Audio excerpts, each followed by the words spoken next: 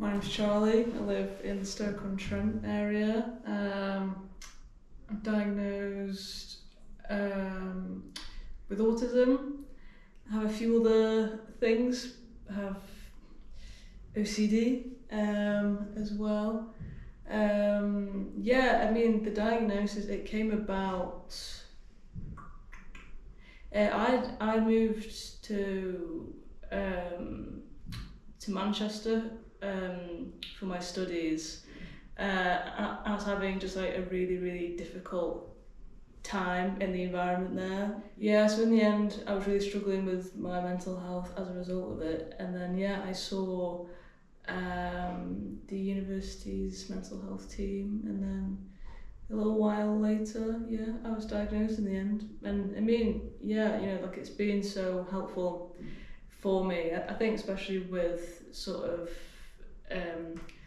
self-acceptance and being able to be confident in the fact that I do think a bit differently. I might interact with people a bit differently, but I don't see any of that as a bad thing. Tell us about your experiences in the workplace. I think because there are perhaps hidden social rules, there are certain hierarchies. I can find them quite different. I think because I see modern life as it's just loads of social constructs, so I don't particularly register things like that with that much importance myself. So I can struggle, to mask in that environment, similar to what I assume work colleagues do, but probably just with less mental effort. So for example, if I see something that I don't think is right, then I will say that I don't think, that that's right. So I've been known as, as perhaps rocking the boat a bit too much.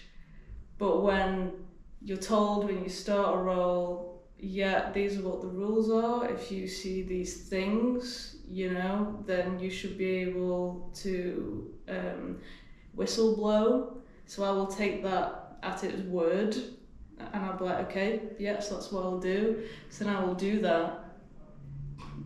But then it's sort of like an atmospheric shift that I experience in terms of how people will then communicate with me, and I can't quite grasp why, because in my mind I've followed the rules, I've done and most importantly for me, I've acted alongside my own values, and that's just sort of the way I am.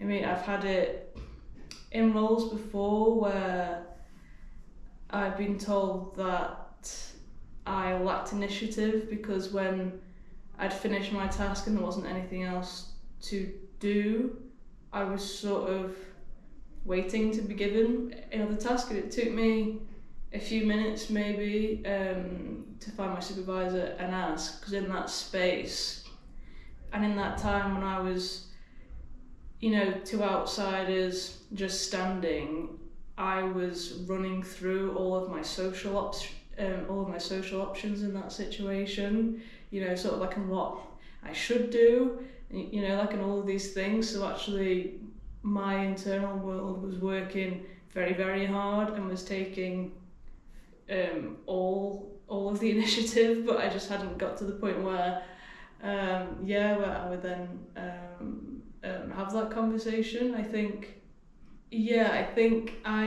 always been told that I'm too honest, and I find that it really baffles me, because I don't agree that that is a criticism. I think that I am very honest, but I'm not unkind. I don't it's not sort of laced with judgment.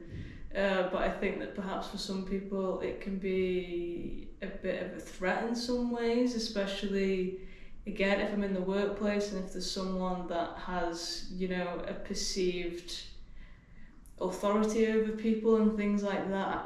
I will still be very honest with how I speak to them, and I think sometimes it can push on people's defense mechanisms perhaps, which is very understandable and it makes sense. But I think just because that's my natural way of being, those those circumstances can probably perhaps happen more. So I can struggle to settle in workplaces because of that. And it can be really difficult, I mean, sort of like I like to be good at my job, and I like to get on with people. And I never walk into an environment thinking I'm going to upset all of these people, I'm going to, ruin, that's really not what I'm thinking. I think just for me, the energy that it would take to be dishonest, it would take me ages to say anything because that's so much mental effort. And I don't understand the point of it, so I don't. Can you think of a difficult time you've had in the workplace? In a previous role, my manager, I think, she was being quite passive aggressive. I think that what she wanted to ask was basically why am I not doing any work at the current moment in time. I was asking a colleague a question. So she was very much sort of like, are you gonna, do any work, but I just took it as that was just sort of a genuine question, so I answered it. And then I think that and then she then took it as having an attitude, and I was like, what? No.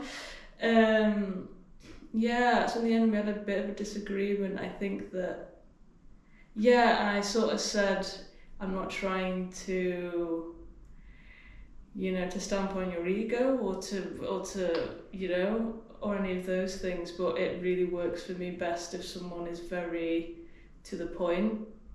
If I do something that makes them feel a certain type of way. And I felt that she was quite defensive.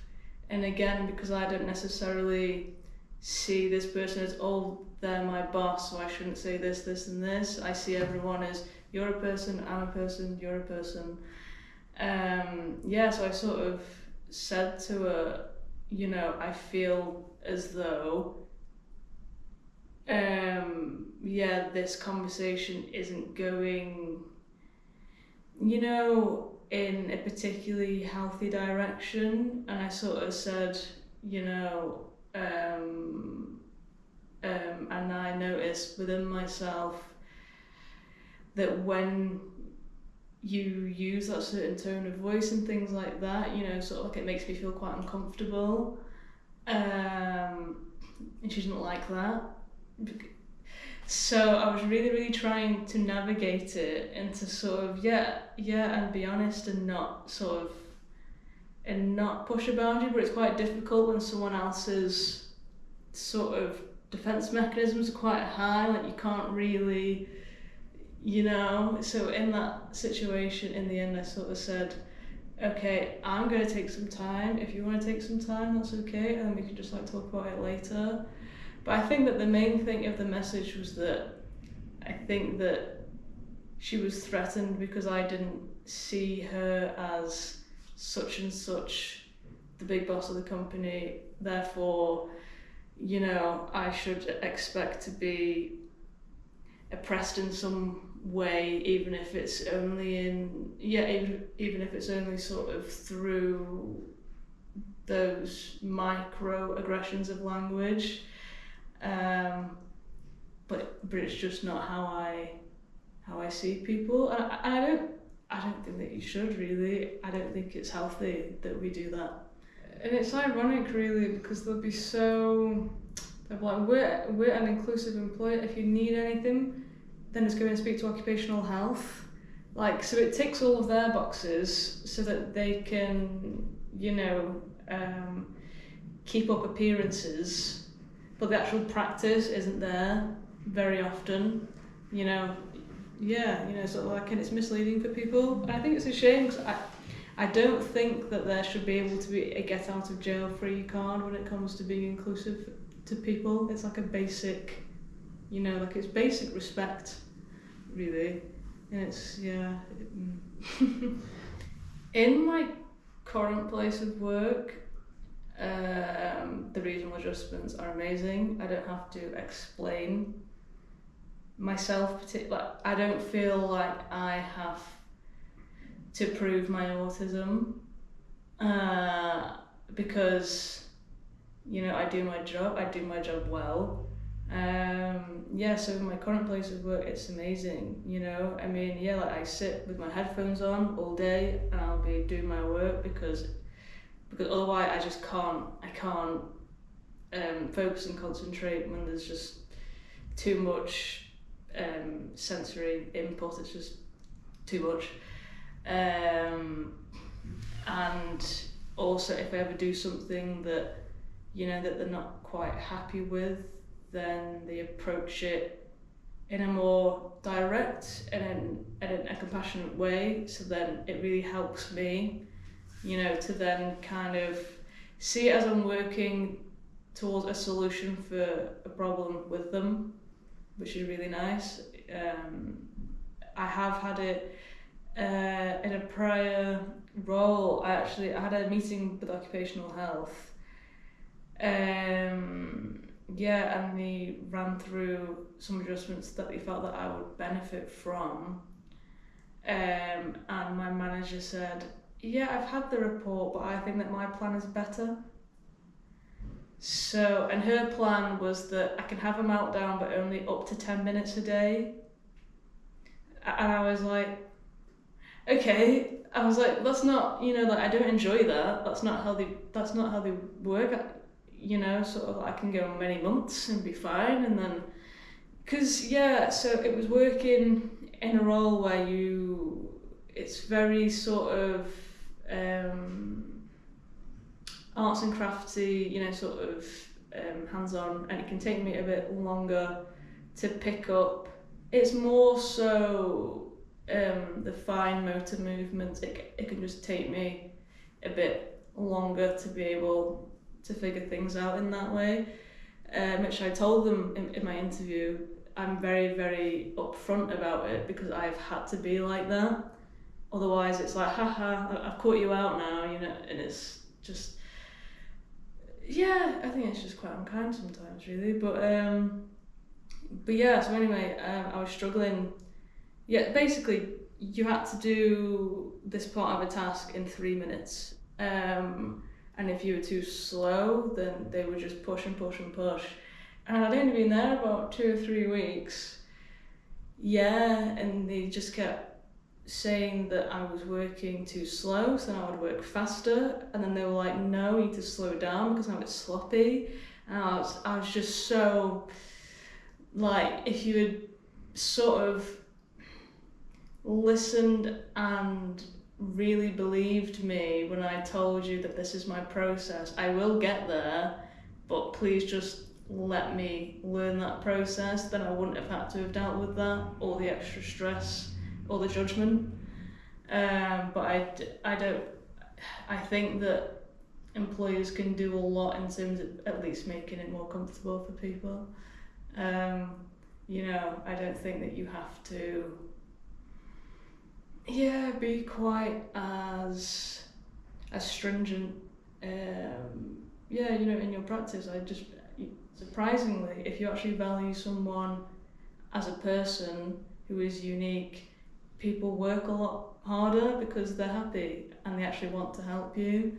I do wish that more places were like that. I think it would be lovely. But my current place of work is great in terms of that, and they value me as just a person called Charlie, and I value them as they're just people doing their thing. That's why I like it. The most important things in my life, for myself, it's healing. It's it's my own healing journey. I had a lot of trauma when I was younger, and also I think that modern society is inherently quite traumatic. And that's probably why we have so many. We have such a mental health crisis. My healing journey, nature, poetry, music. Those are the things that ground me, really. I had a difficult childhood, in terms of, the family unit, should we say. And then I got really badly bullied in school. And it's actually, especially when you are autistic, it's like it's sometimes it doesn't take as much for your for your nervous system to be dysregulated, and when it's very, very dysregulated and when there's no escape to it, that is what forms, sort of like a traumatic memory. So I was really badly bullied in school because I found it difficult to fit in. I had quite a severe stutter.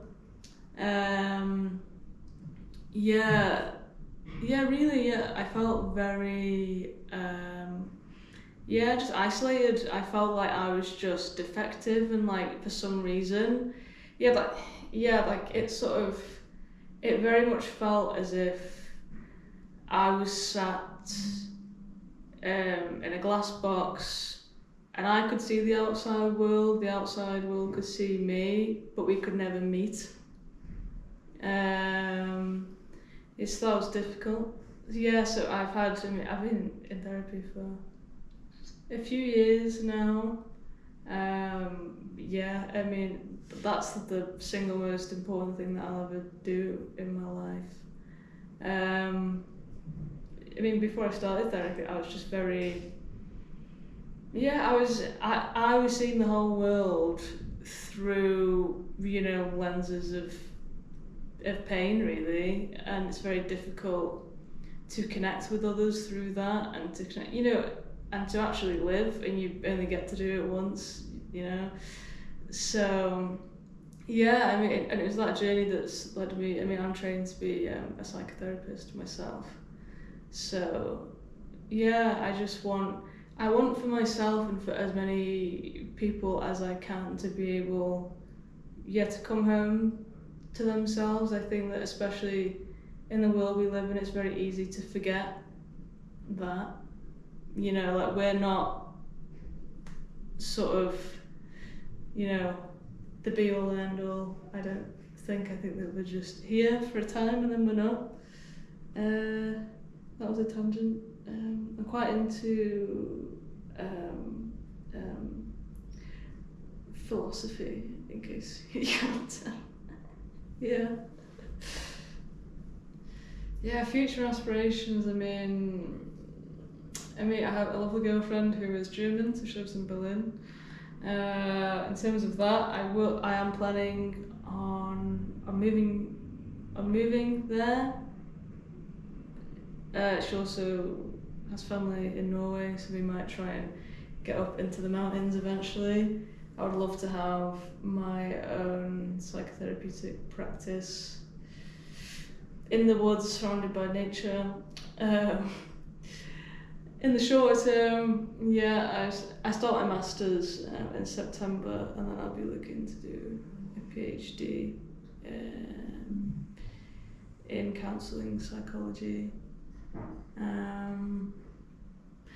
Really just, like my ultimate life goals are literally to live in the middle of nowhere, writing. Just being a person, really, and being content with it. So,